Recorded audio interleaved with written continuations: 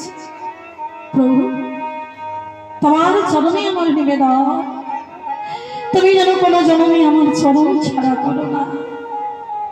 আমি তো তোমার ভক্ত হতে পারিনি, ভক্ত হবার চেষ্টা করছি মাত্র। মায়েরা, এই কলিযুগে ভক্তি তিনটি জায়গায় লুকিয়ে আছে। কোথায় কোথায়? ভক্ত পদ ধূলি, ভক্ত পদ জল, ভক্ত ভুক্ত অবশিষ্ট তিন মহামান। এই তিনটির মধ্যে যদি কেউ একটাও করতে পারে, তার ভগবানের কৃপা হয়ে যায়। রাধে রাধে। ভক্ত তোমার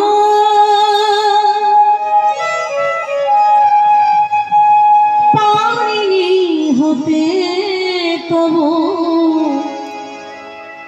চরণে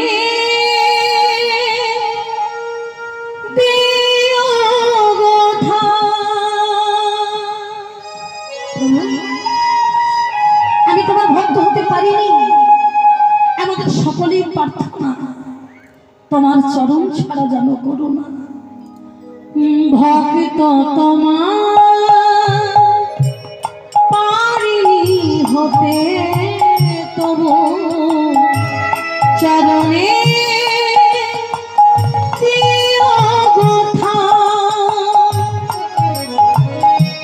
ঠাকুর তোমার চরণের ধূলি,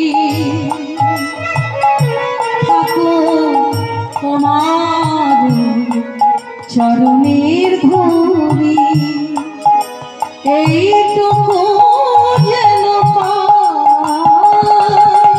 ভক্ত তোমার পারিনি হতে, তবু চরণে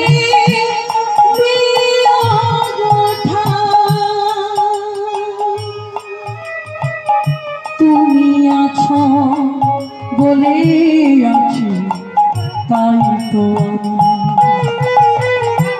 তুমি যেমন বাজা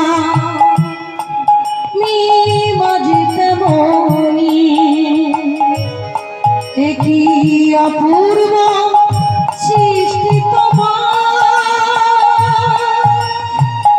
তুলনা দেব কিছু না। ভক্ত তোমার পারিনি হতে, তবু চরণে চরণে